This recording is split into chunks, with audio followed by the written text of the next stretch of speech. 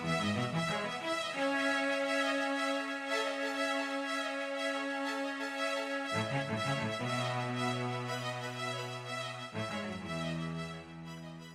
evening, everyone. I'd like to call the Monday, April 4th school committee meeting to order.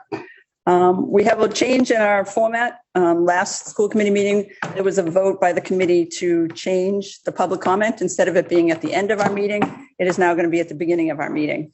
So it's going to be about 10 minutes. Again, it depends on how many people want to speak. 2 minutes for each speaker. We ask that you limit the comments to agenda items. I will open it up to people in the room first. There's a sign-up sheet if you're here in the room. And if you're remote, and you raise your hand and you identify yourself by your name and your street, then Mr. Lee will call on you. So I know there are people in the room that would like to speak. I can ask you to come up and sit at the chair there, right there. Microphone pick up. That one. Will that microphone pick them up? Okay. Okay, so my name is Caitlin Polson, and I am a Braintree resident, long-term Braintree resident. Grew up in the town, as did my husband. Here, continuing to raise our family.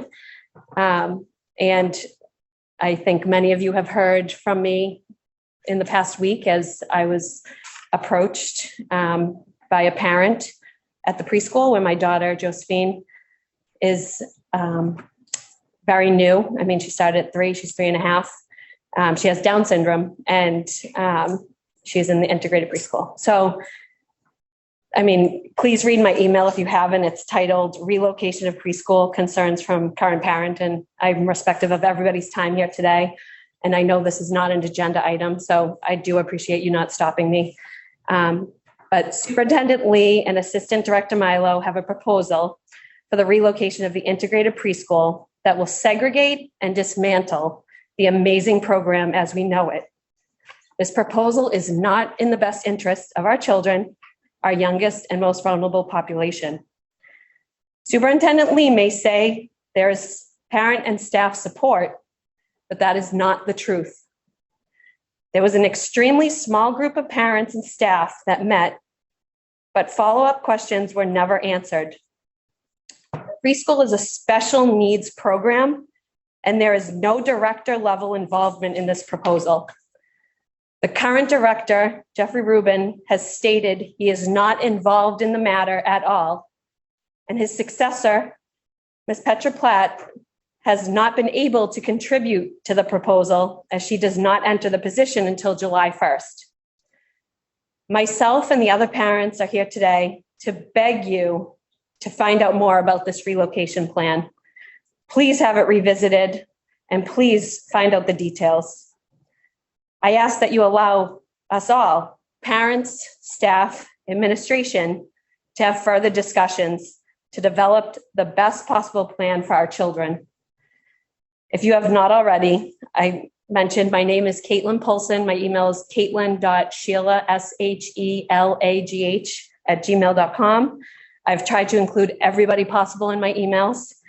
It talks about how I found out about this plan, which was I have a daughter who has Down syndrome who has features that made it aware to them that my daughter's obviously in a certain group, that this relocation plan will put at Morrison School in one classroom by herself with other cognitive, developmental, delayed profile children. I think the parent was upset to hear that the small working group of parents did not have someone from my child's parent representation there, or the other group, the ABA therapy families, which honestly, this relocation plan, the ABA therapy families, it not only will impact the preschool, but the current families that have children getting ABA therapy at Flaherty. So K through 3, the proposal will have them go to Braintree High School with the preschoolers that get ABA therapy and be in a new area of the preschool behind the auditorium, the wing, where an ABA parent can speak much more to this, but an awful location for children with autism and similar needs to be near an auditorium where there's music and sound. And there's another parent who could not make it today, who also just got looped into this, who I believe may raise her hand to speak, but is just distraught to even think about this plan. So the children will be separated, they're profiled, they're segregated. The staff does not support this. There was a Zoom with the teachers union who spoke and said there's no staff support. The parent group, 2 of the women here who are involved in that parent group, do not support it. I just appreciate that everybody, please, please, please find out the details of this proposal. We need to please don't make any decisions this year. Let's bring it back to the table, have more parents involved, have the staff involved in the discussion. And I just beg of you to please find out more about this and let's table it for next year, or at least not to make a decision by April 15th, which I believe Jim Lee has said that's his deadline of when he will bring this proposal and have it ready to be for September of 2022. So our kids that will enter the preschool, they'll go away on the summer and they could potentially be in a different location in September. I appreciate your time. Thank you very much. And again, if any questions, my email, caitlin.sheila, spelled SHELAGH@gmail.com. My cell phone is 617-838-0224. And I am learning since Monday, it's been a week, a lot. So I appreciate your time. Thank you. Thank you. Anybody else in the room want to speak? My name is Meredith Sarageli. I'm from Liberty Street. I was in the parent focus group for these meetings with 3 other parents. This was not a collaborative effort. I mean, I think the first 2 meetings were more brainstorming sessions and info gathering to find out how many buildings were in each, how many rooms were in each building, and, you know, whether or not the preschool could fit there as a whole and whatnot. But between November and March 10th, there were no meetings and there was no word from anyone involved. We met on March 10th and a plan was put in front of us. I know that it's been said that there were no additional follow-ups or no questions after that. I know that my emails to Jim have gone unanswered since March 17th. I also know that there's been a general kind of attitude of, I don't need the school committee's approval. I don't need the mayor's approval. I can do what I want, which, I mean, that's great, but we are talking about toddlers with disabilities. We're not talking about He-Man, Master of the Universe. We're talking about little kids that need therapy. And although you have identified a place to put them, you have not identified how their evaluations will take place. You have not identified how their therapy will take place. Their therapy right now is play-based because they're 3 and 4 years old. Therapy is very different for kindergartners, first graders, second graders. It works differently on how you engage these kids and get them to participate. And the equipment that's used for them takes up a lot of space. And the places where the move is proposed to be happening does not have a lot of additional space for this equipment to go. So the kids that will stay at the high school will likely have this expensive equipment, and the kids that will be moved out of these places will probably not have access to these things that they love so much that work so well for them. I think that everybody recognizes that there is a need for the preschool to move out of the high school, right? That's, I mean, it is not developmentally appropriate to have 18-year-olds and 4-year-olds being educated in the same building. And that's great, but that does not mean that it's a good idea to put some kids in a hidden wing in the high school behind the auditorium, put a class of kids over here, and then put some language-based kids with issues over in this building. I mean, we're separating these kids by disability, and we're not allowing them to grow into these little people that we know that they can be. They are the youngest and most vulnerable kids in this town, and we're doing them a huge disservice if we don't put the brakes on this, get more teachers involved, get their input on how their days are structured, how to best educate them, how to best help them. If we just make these decisions without involving the people that are responsible for them all day and responsible for the amazing therapies and education that they're giving them, then, I mean, what are we even doing any of this for in the first place? Thank you. Thank you. Appreciate it. This has been in discussion for more than a year. It is an administrative decision to make the decision, and it will be fair and equitable to all the children. No decision has been made at this point. But it will be by April 15th. And the plan that was put forth. I'm not going to argue with you. There is no decision at this point. A decision will be announced shortly. Okay. So I appreciate all of your input. Thank you very much. Is there anybody on the phone that wants to share as well? I see none. There will be an announcement forthcoming. So thank you very much for sharing your opinions and your views. And we have read your emails. So thank you so much. Okay, moving on to routine matters. Approval of open session meetings, March 21st. Any comments or any changes, any comments? Do I have a motion to? So moved. I have a motion by Ms. Cobblemere. Second. A second by Ms. Saros. All those in favor? Aye. Any opposed? I'll abstain. One abstention.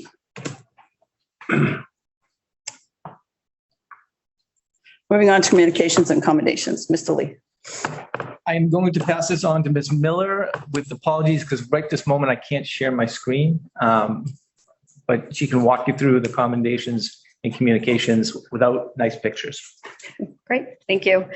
So the first one that I'd like to update the committee on is about our John and Abigail Adams scholarship recipients for this year. So we're thrilled to announce that 65 of our students in the class of 2022, who will be graduating in just a couple of short months, have earned the John and Abigail Adams Scholarship, which is a merit-based scholarship based on their MCAS scores. So it's a merit-based scholarship that provides credit towards tuition for up to 8 semesters of undergraduate at a Mass State college or university. It's a scholarship that has been in place in the state of Massachusetts for a very long time. And we typically come and talk to the committee about all of our recipients year after year. But one thing that I wanted to call the attention of the committee to for this year is the fact that for the class of 2022 in particular, they were sophomores in spring of 2020 when we had to close down our schools. That meant that none of the students took the MCAS exam during 10th grade, which is typically when our high schoolers are taking the MCAS exam. So what happened is when the class of 2022 became juniors, they had an opportunity to sign up to take the MCAS exam their spring of their junior year or fall of this current year when they were seniors in order to earn that scholarship. So normally, all of our 10th grade students would take the MCAS exam based on those academics. Some of them would receive the scholarship and some would not, but it's an exam that everybody had to take. For the class of 2022 in particular, the students really had to elect to take that exam in hopes of earning the scholarship. So I commend all of the students who did earn the scholarship this year, because again, that was a decision to do some extra studying and participate in that exam. The criteria in particular for any of the students in class of 2016 or beyond, which would be our current seniors, is that they had to score advanced in one of the 3 different subject areas. So all of our students are taking the MCAS exam for ELA, for math, and also for science. And there's a number of different science exams that they can take. So advanced in one of those 3 categories. For the other 2, they had to score at least proficient or advanced.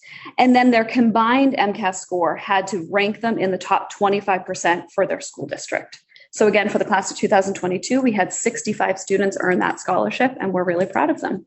I'd be happy to answer any questions that you might have. Any questions? Through the chair. Ms. Saros? Have you, knowing these kids had to opt in for it, have you seen a big decrease in the amount of scholarships? I feel like the last time we had a larger amount. It's a great question. I don't have the number of recipients prior to 2020 in front of me, but anecdotally, yes, it is fewer students than we've had in the past. Okay. Any other questions or comments? Thank you. Great. Congratulations to those students. Echo. and keep moving on.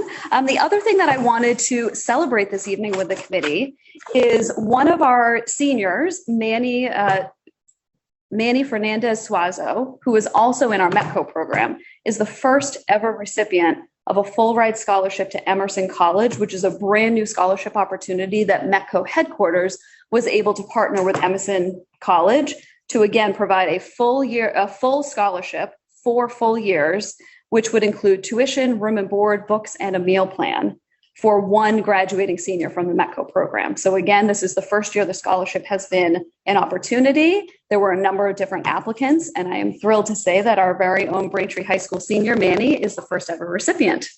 I wanted to read a couple of words. In particular, the director of admissions for Emerson College wrote, "We found his hard work both in and outside of the classroom, as well as his strong work ethic, modeled the characteristics that we value on campus."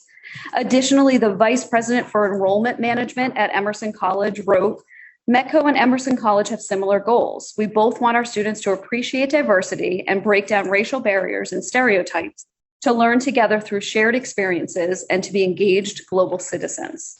So we are thrilled for Manny, for his family. I'd also like to thank Renee Smith, who is our director of METCO, for supporting all of the METCO students in this district and also helping Manny through this process. And I'll also thank the director of guidance, Anthony Garofalo, who is Manny's guidance counselor and was also one helping him with this application process. So we are excited to have that. Hopefully we'll see a great picture on the screen momentarily, maybe. And there he is. And there he is. So Manny, and that is on the left-hand side, our director of METCO, Renee Smith. They were featured in Millie's METCO Monday message, which is something that goes out to all the different METCO families and METCO districts who sign up for this weekly messaging about all the things happening out of METCO headquarters. And Manny in particular was celebrated as the first ever recipient of the Emerson College Scholarship. First ever recipient. How exciting. Congratulations to Manny and his family. A full ride. A full ride that was room and everything, books, everything. Mhm. How exciting for him and his family. Congratulations. Any comments or questions from the committee on? It's very exciting. Thank you. And I would just like to reiterate that that is quite an achievement. Emerson is such a great school, and I wish him much success. Thank you. Thank you. Moving on to gifts to schools. I'm going to read them all and we'll do one motion if that's okay with everybody. An adequate school kindergarten. Let's see, gifts to schools, $228 from the MSKC Gear fundraiser. East Middle School gifts to schools, $22,001. One deposit in the amount of $99 and one deposit in the amount of $21,902 from the Yearbook and Cougar Palooza fundraiser. And then Bay State Textiles gifts to schools totaling $545.25. 3 checks in the amount of $25.75, $18.25, and $39.25. And then one deposit from East Middle School in the amount of $462. So I have a motion to accept all of these gifts. I have a motion by Ms. Cobblemere. Second. I have a second by Ms. Saros. All those in favor? Aye. Any opposed? That is unanimous. Moving on from the superintendent. Thank you, Madam Chair. This evening, we are fortunate to have Karen Driscoll from the Braintree School Safety Advocacy Group. And she's going to give a presentation that's long overdue. A couple of years ago, there was a vote in town to fund South Middle School, but it also included a vote of $1 million towards school security. And Karen and her group were instrumental in getting this, working with the mayor's office onto the ballot. Once that money was successfully procured, one of the first steps that was taken was an audit, a security audit for all of our school system, which was done during COVID. So Karen's here to kind of give you an overview of where we stand in that process. I'm going to bring up the presentation in 2 seconds.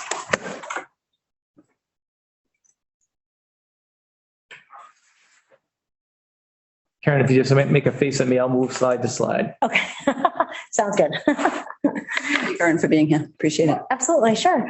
As Jim mentioned, I'm Karen Driscoll. I am one of the co-founders of the Braintree School Safety Advocacy Group. It's a mouthful, along with your very own Carla Saros here of the school committee. And we are here to update you on the physical security assessment that occurred at all 10 of the school buildings last year. So Jim, if you don't mind moving us forward, that would be great.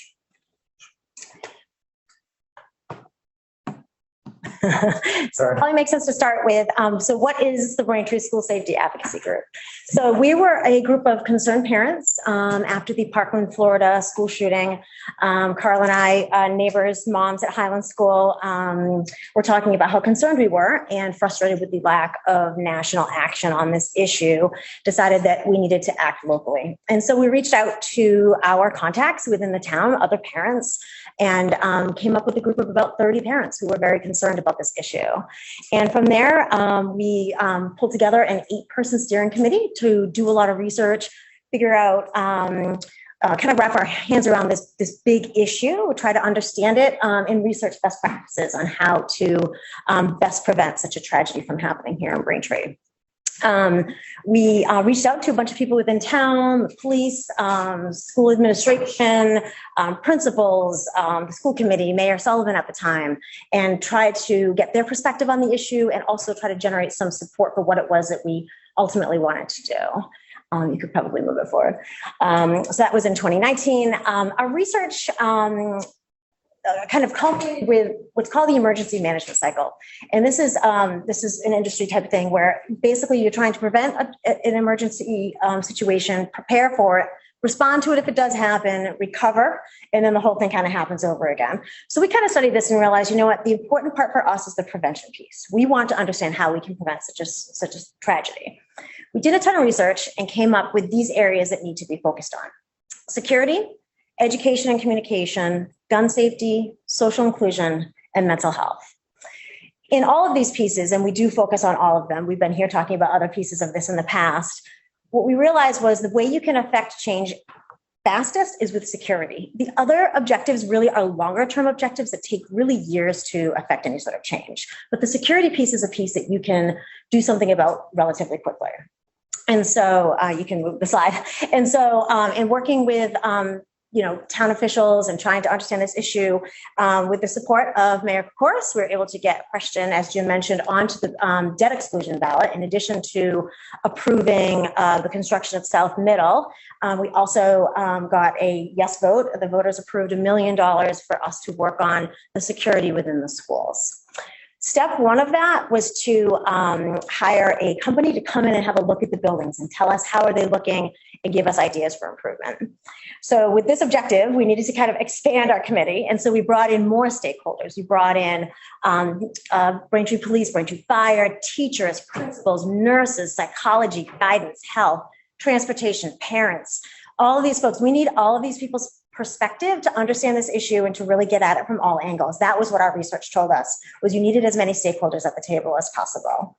And so, so then the objective became, okay, we need to hire a company to come in and look at these buildings and tell us where we are. So we went through the town process of an RFP and came up with a company, went through the very organized process of choosing a vendor, as the town does, and came up with a company called Good Harbor Techmark. So this was the company that we thought best fit our town's needs for our size district. So they came in and did an assessment. You can actually move the slide, Jim, sorry. And they were working from March to June of last year. They were granted supervised access to all 10 of the school buildings, both when the buildings were empty during April vacation, which was very helpful because they could really take their time without interrupting any activities. But then also came back and looked at all of the buildings while they were populated with the kids, so they could kind of watch how the processes worked. They delivered their final report in July of last year, and we definitely got our money's worth. They gave us a 550-page report with 179 recommended security improvements in all 10 of the buildings, and they also looked at the transportation building, the maintenance building, and also this building too. And so of the 170, so the 179 improvements that they suggested, their estimated cost for that is around $2.5 million.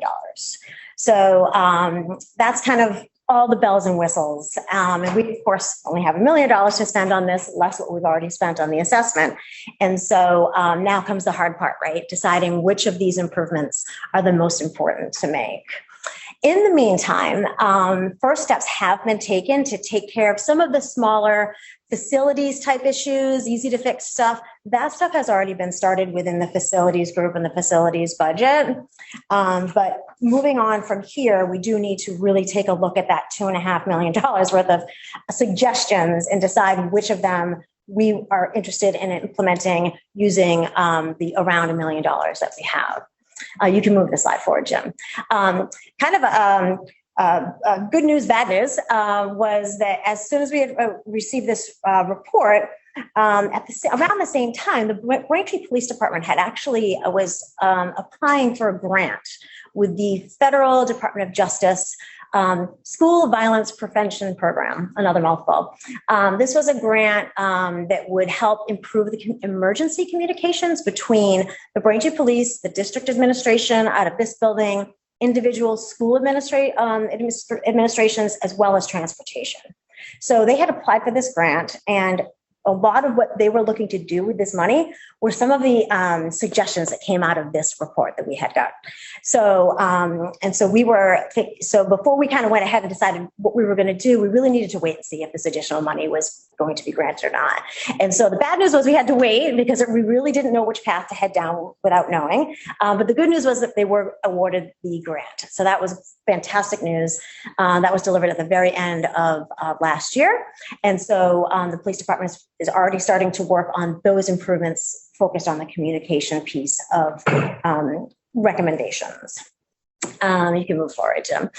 So now we know what is going to be taken care of with that grant. Now we have the process of looking at the $2.5 million worth of suggestions and deciding which are to be prioritized that we can use to spend, that we're interested in spending the $1 million debt exclusion money on within our 10 schools.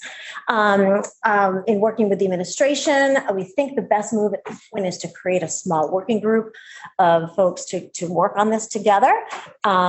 We think that just the working group would include district administration, building administrators, Braintree police, school resource officers, super important, teachers, high school students, I see some prospective folks right here, and parents. And so we think this is probably the next best move to get a small working group together to call through this 550-page report, figure out an equitable way to spend the debt exclusion money on the most important security features that would help us improve the security of the schools. So that's the update. That's where we're at. And so that's our next steps. Any questions? Just give you a lot of information. Questions from the committee?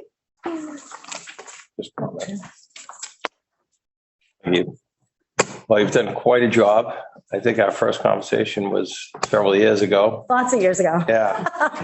Too many. Let's not count how many times. Check. Let's not count. I don't want to talk about that. But it's a great presentation. And I think that along with the federal grant, I mean, you guys are going to be able to make a huge impact. And this is a top priority. So we'll do everything we can to help support, as mayor and mayor's office. Can come in and see me whenever you need. And I'll try to get things moving forward. Awesome. Can we first? Let's come back. Thank you, Karen. Considering the age of the buildings of our schools, what would be considered? I mean, we have to take into account how we can make these security, prioritize what can be done given the age of the buildings. And, that obviously has to be something that we need to be cognizant of Yeah, that really, that's tough. That's tough. We've got some real old buildings here that were constructed at a time when security wasn't the issue that it is today.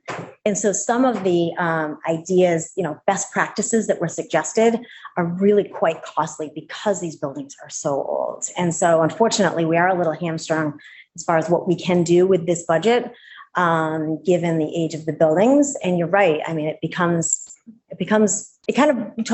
what it does is kind of lead you down another path of, okay, what are we doing here, bigger picture with these older buildings, investing this money in these buildings. So yes, I know what you're saying. It does kind of start you down a path of, which buildings do we spend money on and which ones do we not? But that's the point of the group, to do this hard work to decide how do you equitably Kids to be safe and that's the number one priority for everybody. We have to take into consideration the age of the buildings and, newer buildings would solve some of that. Right, exactly. I mean, a good example is East Middle. I was actually just there today, and security in that building is fantastic. And of course, New South Middle is going to be the same. It's going to have the same state-of-the-art security features that you would want in every school if you could. But unfortunately, in a town with 10 buildings, many of them very, very old, it really does hamstring us as far as what we can do. Right.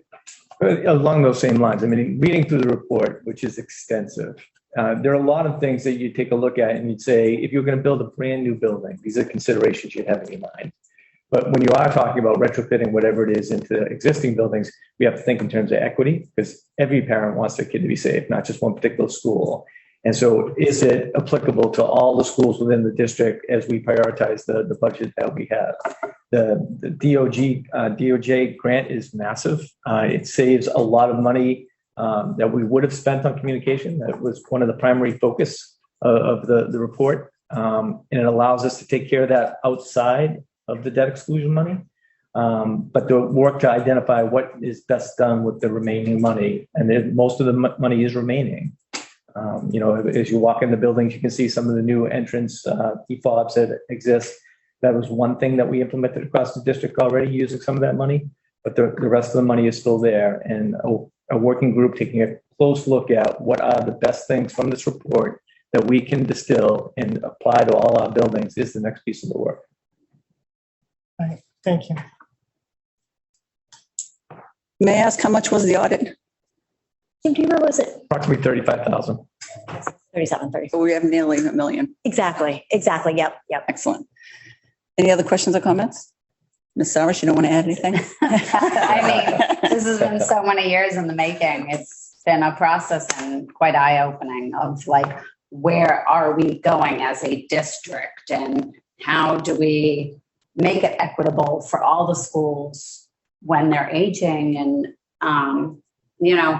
the steps we've done already, I'm very happy with. And the district has been awesome with helping us get this, the mayor's office, for getting this off the ground between Sandy Hook. Again, I always kept on saying it's a bicycle, it's the spokes of the bicycle, and you have different parts, and we've nailed quite a few of them. And we just have to keep on plugging away and come up with a plan for what we're going to do. And the working group would definitely help that.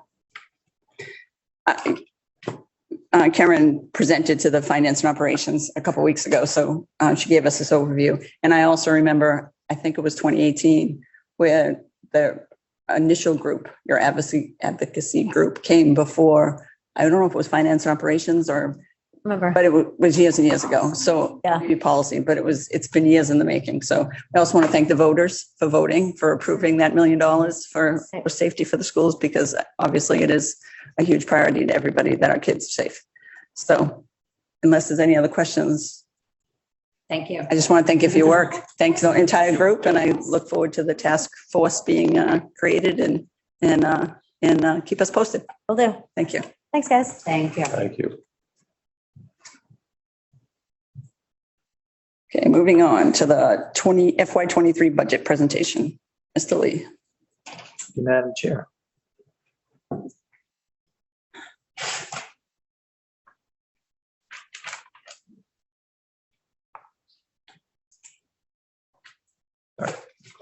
Time is on. I'm going to 2 minutes or less. Actually, I'm not. Many of these slides, the committee has seen before, but I'm going to walk you through it just to refresh your memory as we get kind of closer to the bottom lines that we're presenting.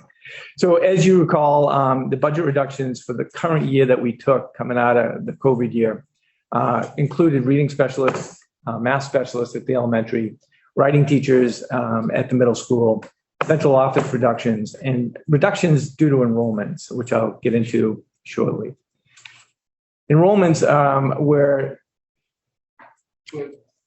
populations of students either shifted from one site to another or left the district. We very often take either reductions or we shift those resources to other places.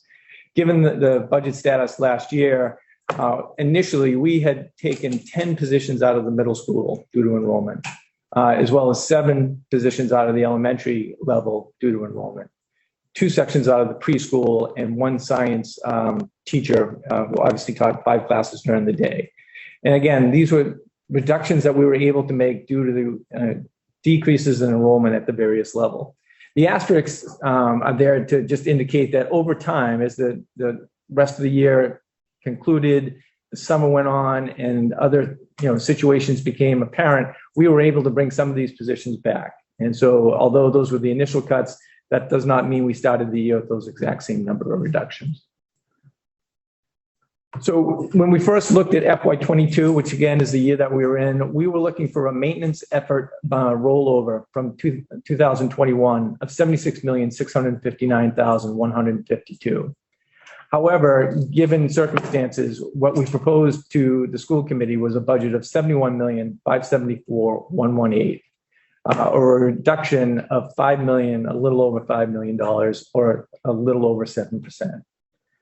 So those, again, were the numbers going into it. As we approached this budget, the FY23 budget, Senator Timilty's office reached out to us to ask us, how could they support us in terms of what would our budget priorities be? If they were able to offer assistance, what would we identify as the top priorities for the district? So this was, in essence, our response to the Senator's office. The first thing we would look for is revenue replacement to assist Braintree in recovering from the impact of COVID. The town went through a difficult set of circumstances all year long during COVID, had a tremendous impact on hotels, restaurants. The mayor can certainly more articulately than I describe the overall impact, but it reduced revenue for the town. And obviously it's revenue for the town that supports the schools. Our hope in terms of the Senator's office would be revenue replacement monies that would allow the town to feather out its recovery so that the schools would not lose while the local economy was recovering. Within the operating budget, what we told the Senator was our budget priorities would include mental health services and support. We've talked all year long about the condition of some of our students, the mental health issues we're seeing in our schools, the difficulties some kids are having transitioning back into an educational environment. So additional counseling, BCBA support, both within special education and outside of special education. This has impacted a lot of kids, whether they have an IEP or not, and we're trying to give all the support we can to help them reacclimate to being in school. We would also target remediation support.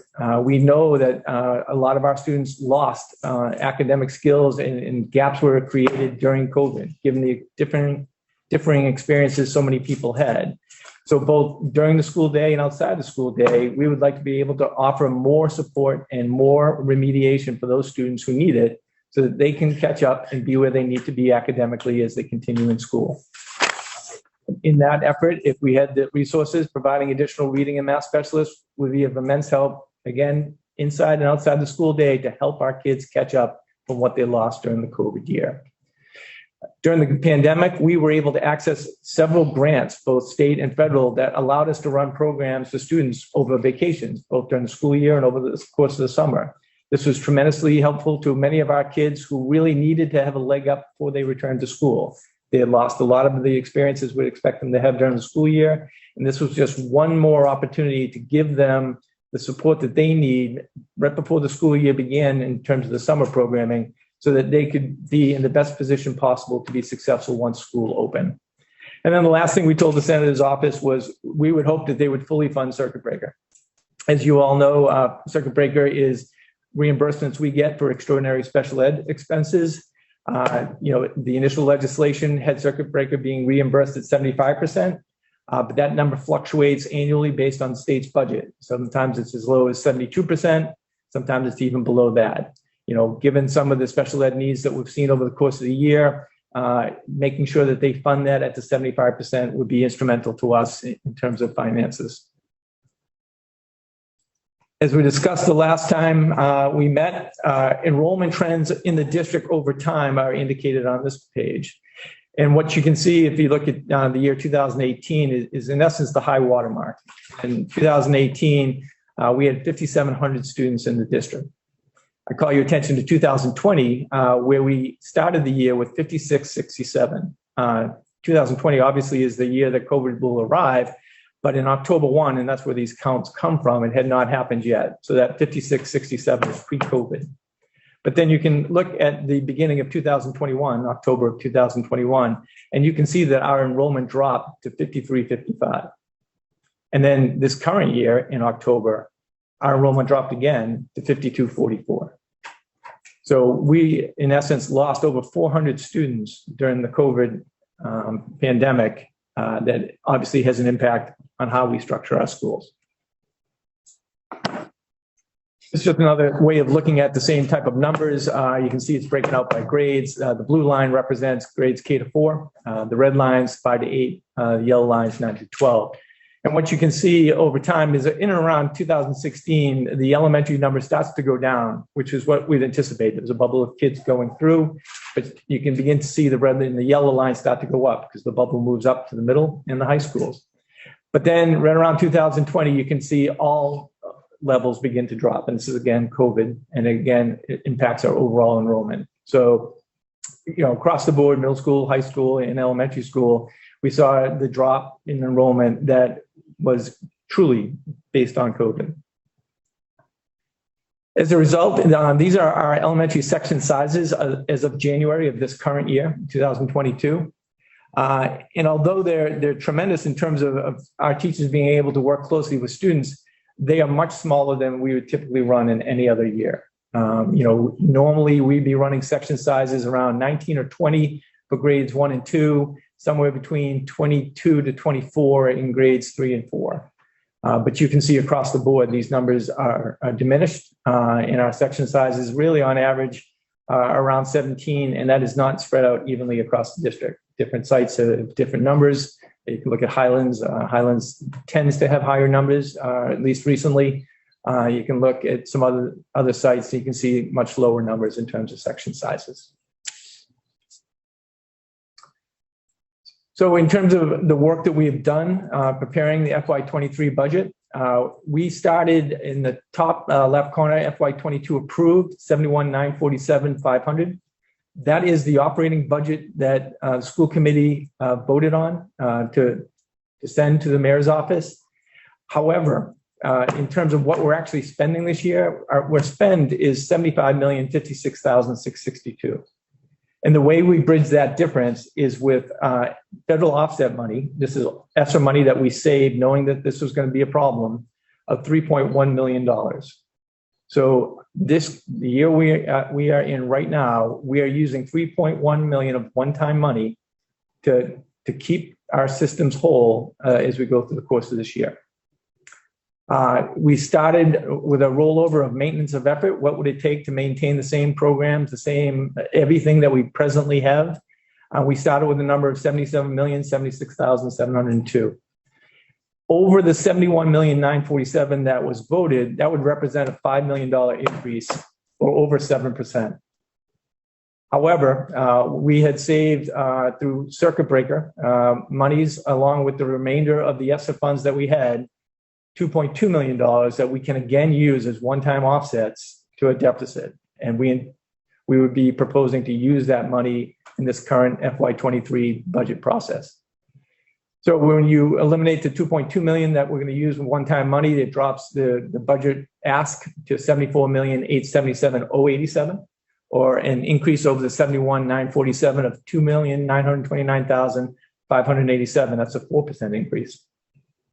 Working with the town, we obviously, we're partners with the town and trying to make sure that the town is in good position for all the services that they provide. So we needed to take some reductions, which on March 17th, we presented a budget increase of $2.4 million or 3.37% increase. And we did that by taking some section reductions and salary differentials. Salary differentials come from retirements. They also come as people come and go from the district, and we replace them at different salaries. So we were able to realize some savings in that work. Again, working with the town, we were still not where we needed to be. So we did additional work, bringing the increase down to $2.1 million for a 2.9% increase. This we put in front of Finance and Ops on March 23rd. Again, similar work with salary differentials, but also began to take a look at some SPED services and what we budgeted versus what we forecasted our needs to be. And we also looked to move some other expenses to grants that we were able to get, some state, some federal. And then finally tonight, this is where we are currently. We are looking for a budget of $73,472,068. That would be the operating budget voted by the school committee. It would represent an increase over the existing budget of $71,900 of $1,524,568, or a 2.1% increase. And this really came down to some special ed tuitions that we had forecasted that we don't believe we're going to need, and allow us to get to a number that we are hopeful that the town can support and the committee can support as we go through things. Oh, sorry.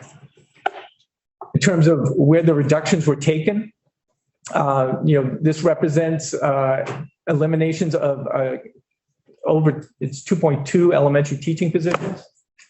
Those position reductions would be taken through attrition, meaning that people who are retired, we simply would not fill their job. It's a savings of $225,856. Adjustments to the first maintenance of effort, meaning updates to the early draft and the salary differentials, what I explained, resulted in a savings of $233,520. SPED tuitions, again, based on what we had budgeted and what we believe we are now forecasting for need, we were able to reduce that line item by $504,337. And then reallocating expenses to grants and revolving accounts, including the athletic trainer, which we can pay out of the athletic revolving. We did get some significant grants around technology and the HVAC work. And again, some adjustments to the SPED numbers. We were able to reduce the budget by $441,306. So from the original preliminary draft budget, that's a reduction of $1.4 million. In terms of actual spend, if you look at the overall budget we're currently working on, it's $75,056,662. This proposed budget, including the $2.2 million of one-time money, would come in at $75,671,683, or an overall increase of 0.8%. So this is the work that we've done. And I, certainly happy to answer any questions about that, but I do want to get to the last slide. And that is, Public ask questions at this point, in terms of the last slide, it is looking forward. The use of one-time money is not sustainable. So in the current financial year, we're using $3.1 million in one-time money, and we still needed to reduce several positions. In the proposed budget that I just put up on the screen, we're looking to use $2.2 million in one-time monies. And again, we need to reduce positions to get to where we need to be from a budgetary standpoint. The forecast for any significant amount of one-time money available for FY24 is not promising. We have spent the money that we had saved. We have spent the circuit breaker savings. We've spent all the ESSER money, the grant money. We've used all of that in FY22 and again, being proposed here in FY23.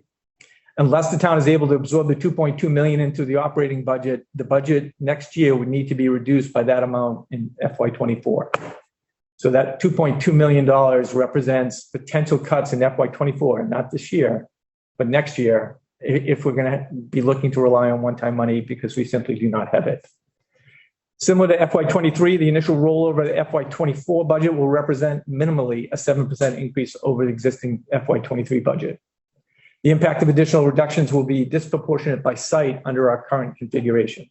So if we had to make reductions under our current configuration, they would not smoothly work their way across the district. They would be in individual sites that would take hits because the numbers would allow us to do it.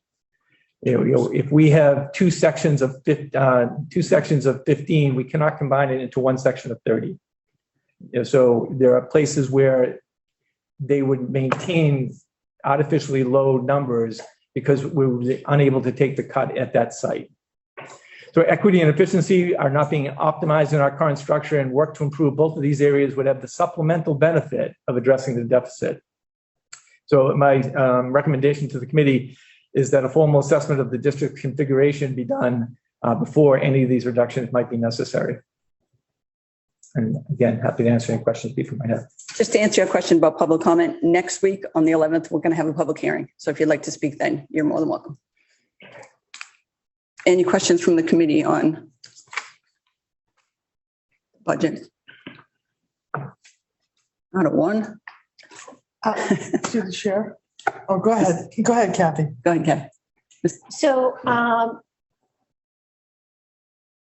all this federal money that we've got over the past few years has been very helpful. I think that the school department has used the ESSER money wisely and provided as much help as they can for the children. But as we started earlier in this meeting to say, the pandemic caused some real gaps in learning and some mental health issues with our students and staff. And so looking at how the budget line item has been adjusted as, to what the town can provide. And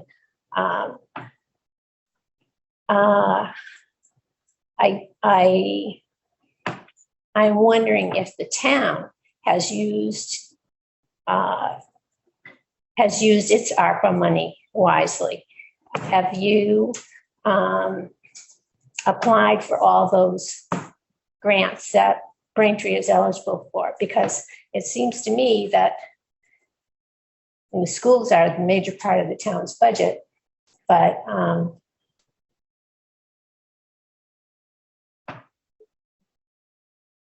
there are, as I understand it, there are 4 categories of grants you can apply for ARPA funds, and thus far Braintree's only applied for 1.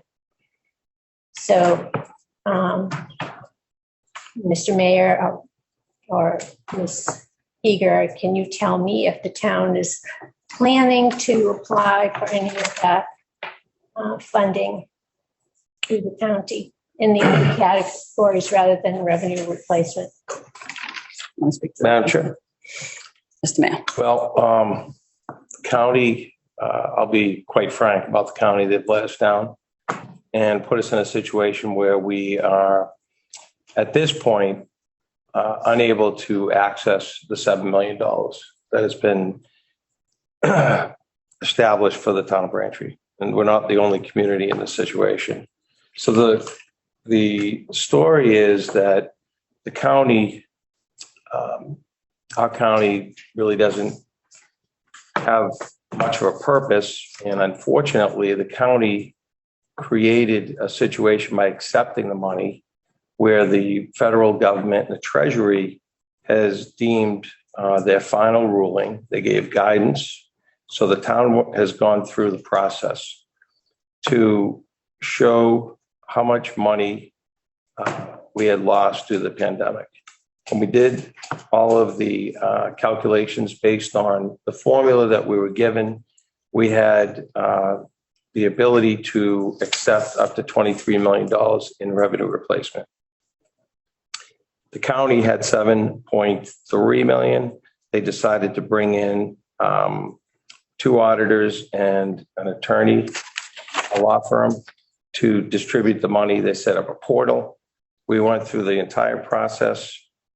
when we tried to apply for the money, which we did, they told us that we could not receive the 3.5 million we asked for this year, because the final rule that came from the feds said that if the county did not lose money, then revenue replacement could not be given to the individual communities.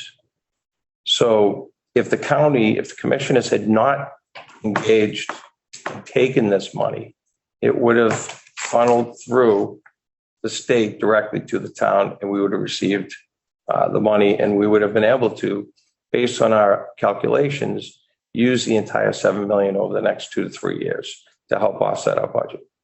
So when you look at the other items, I mean, we are combing through every possibility to try to use that revenue to somehow offset our budgetary needs in the next 2 years.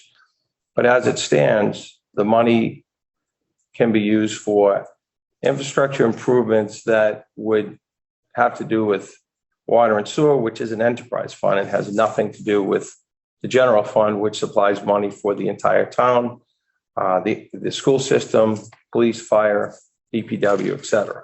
So it's really not going to benefit or help us with the school budget. It's not going to help us with the general fund budget for the town, period. So we've sent numerous emails to the county commissioners. I had many phone calls, and they understand how disappointed we are in the fact that they've put us in this position. Unfortunately, we are currently waiting to see what the state response is. I mean, what the Fed response is. I spoke with the Treasury Department the other day. We gave them our assessment and explained to them where we were and why we needed that revenue. But normally counties and other parts of the country take that money and they supply they supply fire suppression, they supply police, schools, DPW, and a number of other items. That doesn't happen in Norfolk County.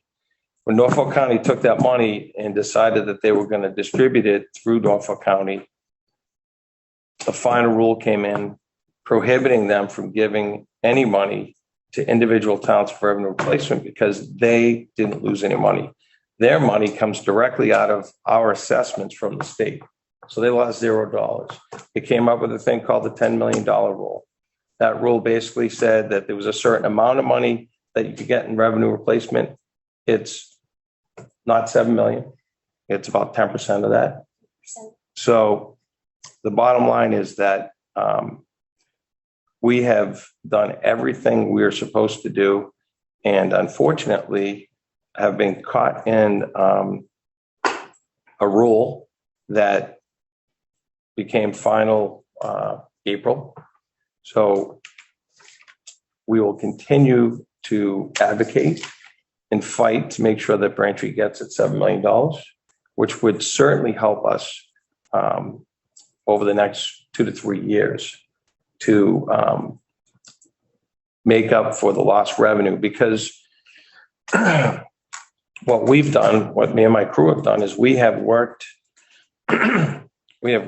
to rebuild our economy. We're seeing hotel, motel numbers and meals tax numbers, which we've budgeted conservatively for 2 years. We're starting to see them tick back up in a very positive way. But that's not going to solve all our problems. We've had 2 years of pretty much level funding from the state. If you look at our assessments versus what we've received in funding, we have not received the additional revenue that we normally would experience. So there's a couple of $1 million there, a few $1 million in local receipts because of COVID.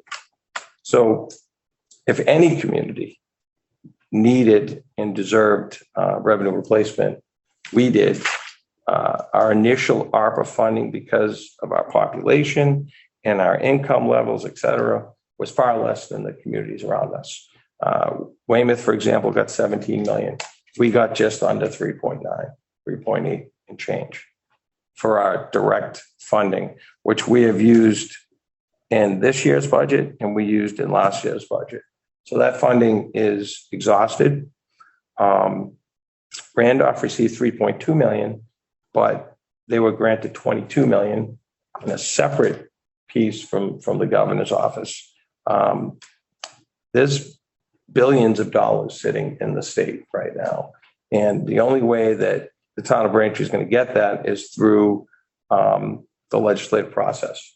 And we certainly, as I said earlier, have $23 million that was the calculation that was put together that we would be able to use for revenue replacement if we had $23 million given to us. So we have reached out to the governor's office, and we were close to getting money, and then the legislature decided that everything was going to go through them and the governor wasn't going to give money directly. So we lost that on that. And we are currently doing everything we can to try to correct the county's mistake in taking that money. We're hoping that the Treasury will allow them to release that money so that it comes directly to us. And then, and only then, we'll be able to use it. So I'll keep you up to date if we find any other way of utilizing that $7 million, but it's certainly going to water infrastructure improvements. It's not going to help schools. It's not going to help the general fund because that money is in an enterprise fund, which is funded by the ratepayers. Everyone lives in Braintree that, pays their water bill. You're paying for all the water and sewer infrastructure. So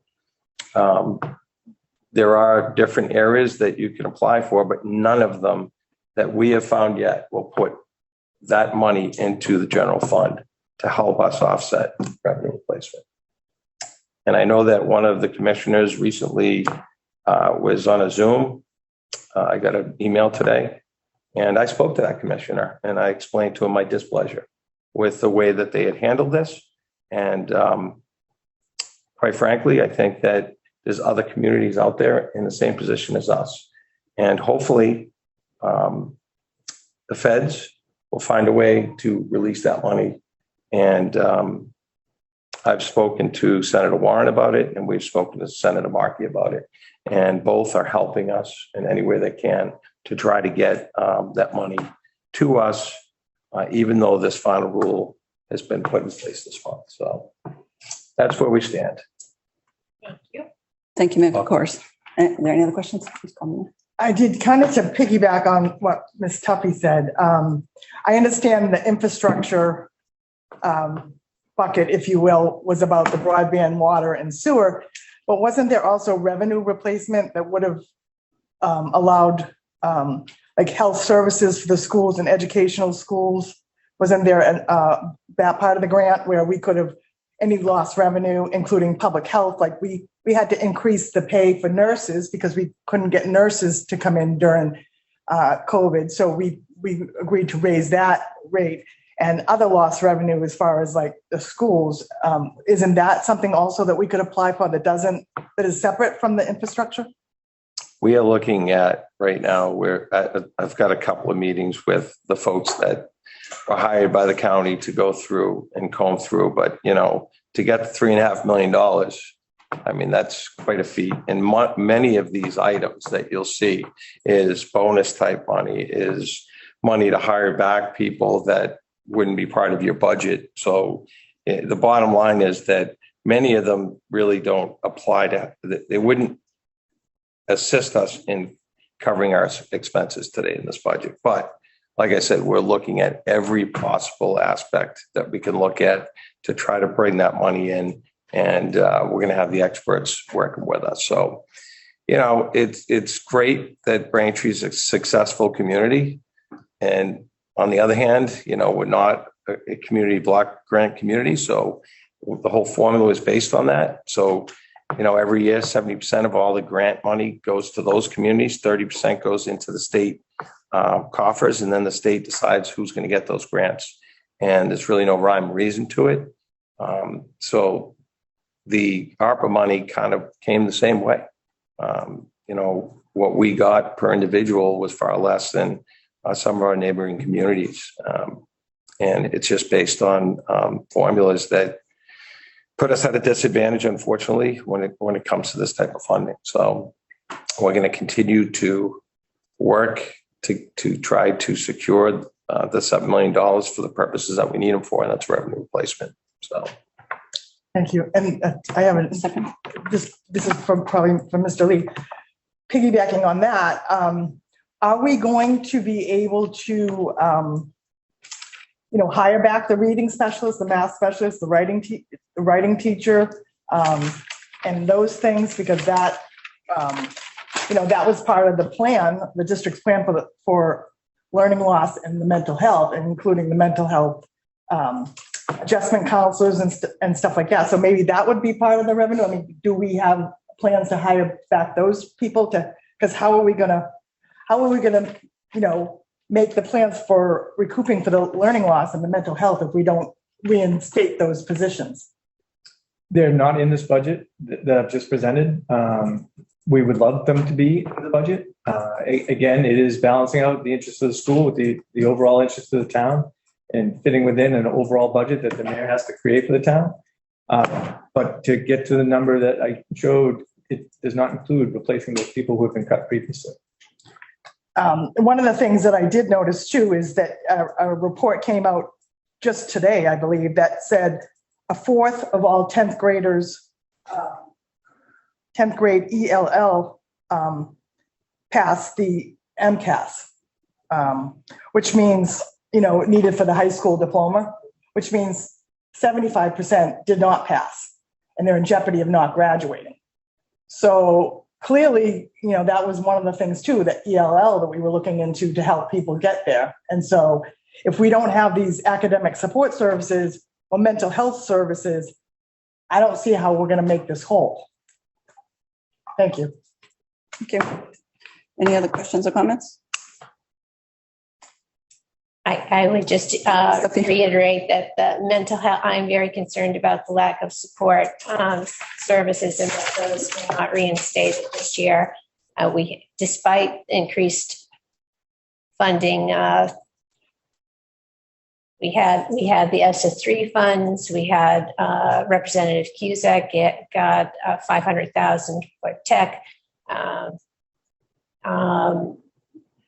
Senator Timilty got $175,000 for heating and cooling. It seems, and we have we should get increased Chapter 70 money due to the Student Opportunity Act this year. So I feel as if the town's overall situation has had a negative impact on our ability to provide those services, which are very, very much needed for our students. This has been a terribly tough 2 years for our students, and we need to do everything we can to support them academically and emotionally. Give us Tuffy. The last bullet that's up on the wall. What Mr. Lee has covered as far as our class sizes being an average of 17 as opposed to 20, 19, 21, and where it's not fair and equitable across the district. We have some schools that have 15 kids in a class, and we have some schools that have 21 kids in a class. And I know that we've discussed this briefly in finance and operations, but I think we do need to assess the district's configuration. And I would, and also with the New South coming online, and also with potentially more students coming back, potentially with, the changes with COVID. So there's a lot of things to consider going forward. And if the town can support us with the 73.5 million this year, knowing that we're going to head into FY24, at least the 2.2 million, maybe closer to 3 million. And obviously, I know the mayor is working very hard to bring additional revenue into the town. And we do appreciate that. But I would suggest or ask if the committee would consider establishing a task force, to formally assess where we are in the district, and a committee of perhaps people from finance and operations, school committee members from finance and operations, as well as administrators, teachers, and parents, to take a good look at, for equitability, is that a word? Equitability and efficiency across the district. So with that, is there any conversation around creating a task force to do an assessment to look at this for FY24, what we can do as a district to head off some of this? I think that makes sense. We need a plan going forward. Yeah. Okay. So would someone like to make a motion to create a task force to formally assess the district's configuration for FY24? I'd like to make a motion to create a task force to look forward to reassess our value, our District configuration. district configuration for FY24. 24, FY24. Do I have a Second that. I have a motion by Ms. Cobbler-Mayer and a second by Ms. Saros. All those in favor? Aye. Any opposed? That is unanimous. So we will talk about that moving forward, Mr. Lee. Thank you very much. Thank you. Okay, moving forward. Administrative updates. Mr. Lee, Me again. still you.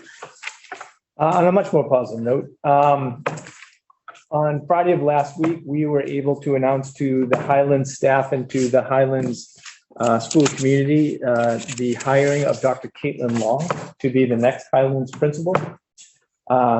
Given the short notice between our ability to come to some agreement with Dr. Long and this meeting, I've invited Dr. Long to attend on May 2nd to be introduced to the school committee. Great opportunities for her to go and be introduced to the entire Highland school community. We had a search committee that liked it so much they did it twice. Included Principal Tara Boning from Liberty, Principal John Reardon from Morrison, Social Studies Director Gorman Lee, Julie Bartlett and Lindsay Roth from the Highlands PTO, teachers Meg Aborn, Joe Kaiser, and Beth West from Highlands, and Administrative Assistant Deb Crowley from Highlands. Again, they went through the initial search process when we started all the other administrative searches. Through that process, they did not identify anybody they were excited to forward to the superintendent's office. So we posted it again. And after several new interviews, they very excitedly forwarded Dr. Long to us as their candidate of choice. Had obviously the opportunity to sit with Dr. Long, truly impressed by what she represents. Also had the opportunity for her to meet Mayor Kokoris.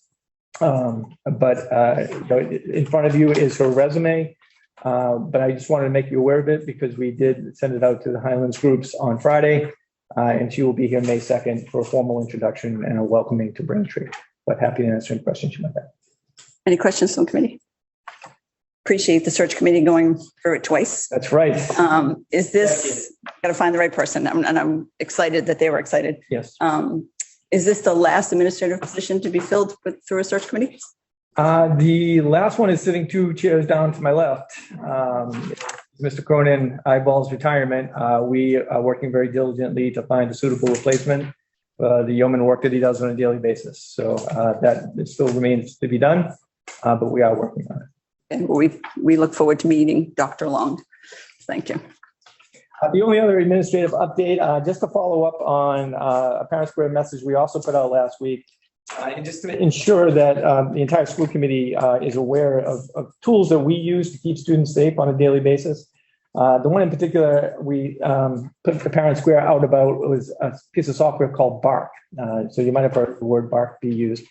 Bark is simply a piece of software that monitors our accounts, our network, and our email systems. It looks for problems. It is part of our responsibility under CIPA, the Children Internet Protection Act, that we must filter and monitor our school accounts to make sure that everything is going as we would want it to go on our networks. It looks for key phrases and key words. It tries to pick up any incidents related to cyberbullying, any suicidal ideation, sexual predators, threats of violence, and anything else. It sends alerts to our building administrators when it comes across a key phrase or some language so that they can assess whether or not there's a problem or not. And the schools react accordingly based on whatever's in the contents of what they might see. So, I believe you all know that by law, we have to monitor our systems. Bark is simply the tool that we use to do so. So although you might hear about it, it is part of 2 policies that the school committee has passed related to internet safety and student network abilities. And it has come up a couple times. I would tell you, I think it is just, again, one more tool in our belt to make sure kids are doing well by themselves online and when they're interacting with others online. We get a lot of non-serious BARC notifications. It's, language that should not be used, people looking at things that are trying to look at things they should not be looking at. But every once in a while, we do get certain threats that come across administrators' desks, and we treat it as if it happened in school in terms of it's on our network, it's on our device, it's in our account, and we handle it accordingly. So just wanted to make sure that everybody understood what BARC was, and that it was, in fact, part of policies that this committee has passed previously. And it's no cost to the district. No cost to the district.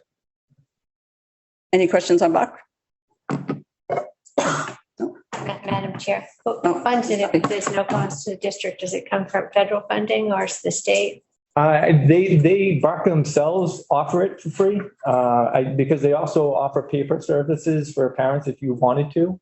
But as part of what I believe is some intriguing marketing, they give it to school systems across the country for free.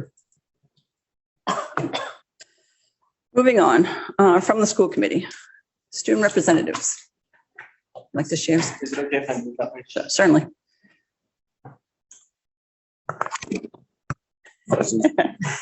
Okay. So starting us off, Braintree High School is very excited to hold our first ever Incredible Inclusion Walk. It was this past first. So in previous years, we've always held some sort of an autism awareness event for the town of Braintree.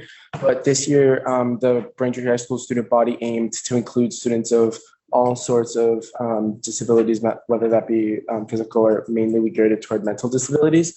But the aspect of the event was having students walk around the Braintree High School track in support of including all of these students. And it was a great event overall. We had many participants in the event. We had Mayor Kokoris attend as well personally. But 6 laps. that was the goal. We encouraged people to walk a minimum of at least like 5 or 6 laps around the track to show their support.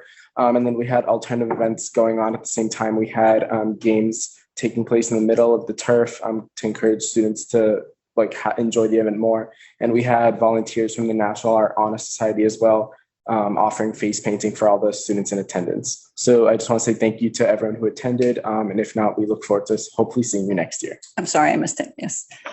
Put on my calendar for next year. So today at the high school, we ended term 3. So now we'll be heading into term 4, which is very exciting for all students, and especially our seniors, getting into the final stretch. So whatever Jack wants to say. Yeah, I just wanted to add on to the inclusion walk. As a student who's been at the high school for 4 years, it's really incredible to see the progression that Braintree High has gone, including all students in different types of ways, just normalizing all types of people. And I think it's really incredible and a great thing that we've been a part of. We see it through the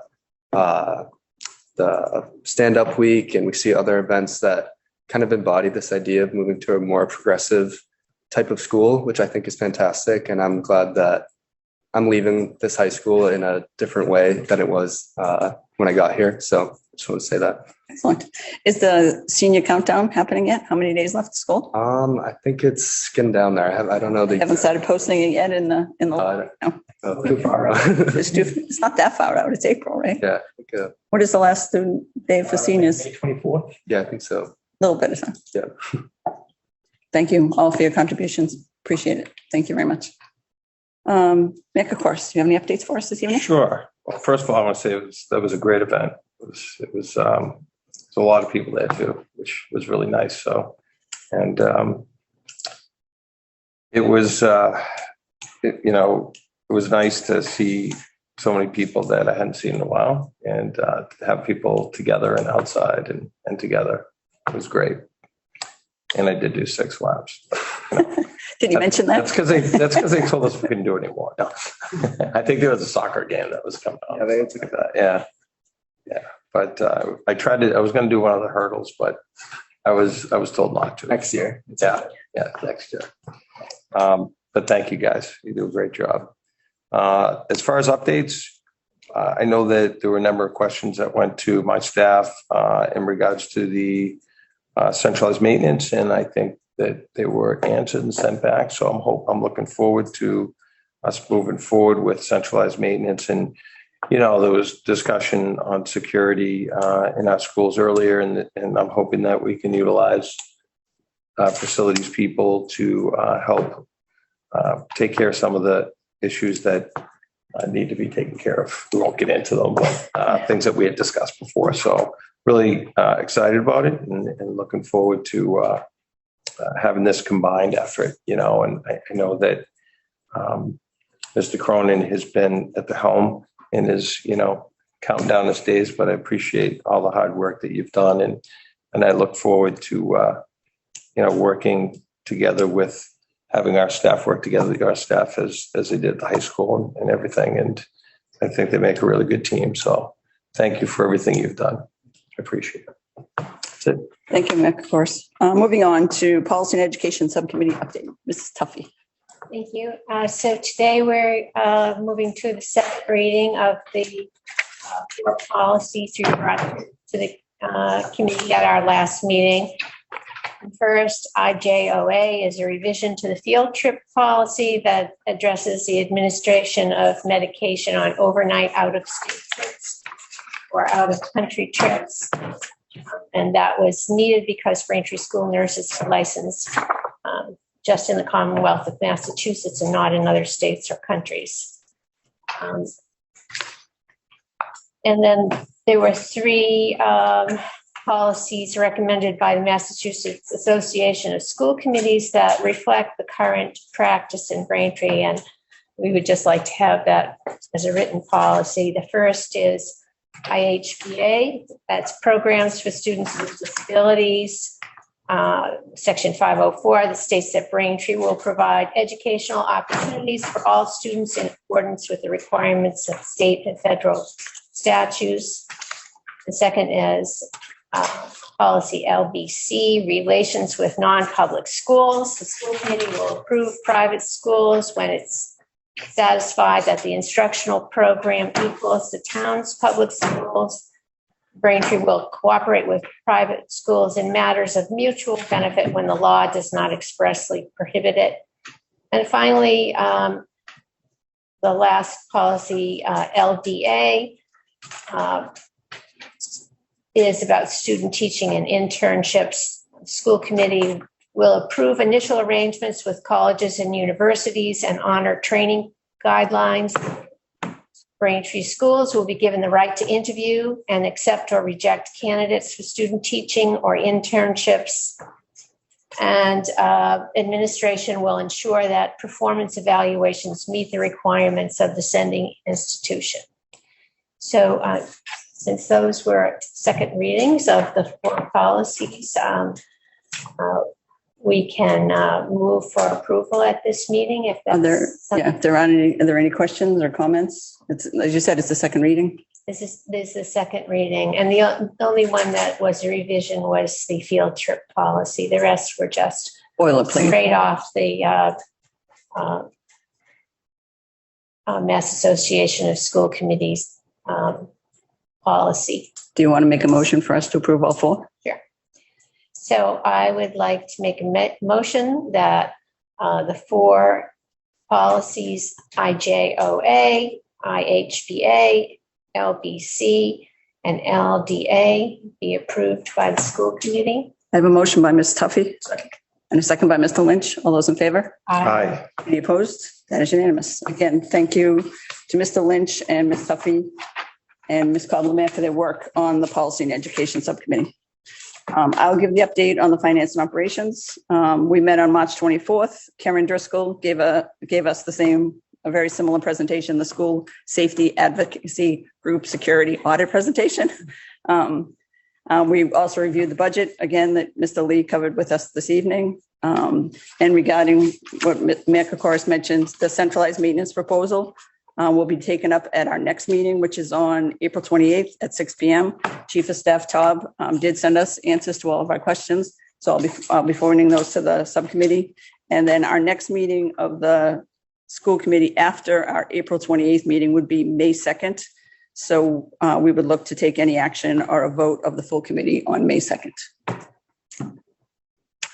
Any questions or comments? Again, I'd like to thank Mr. Lynch and Ms. Tuffy for their work on the Finance and Operations Subcommittee. Our next meeting will be on Monday, next Monday, April 11th, and it'll also be the public hearing for the budget. And then our next meeting after that will be on May 2nd. So we have a tentative date right now on May 25th, and we will not be having a school committee meeting. So the 11th and then May 2nd, excuse me. Yeah, April 25th? April 25th, there'll be no school committee meeting on April 25th. So April 11th and then May 2nd. With that, do I have a motion to adjourn?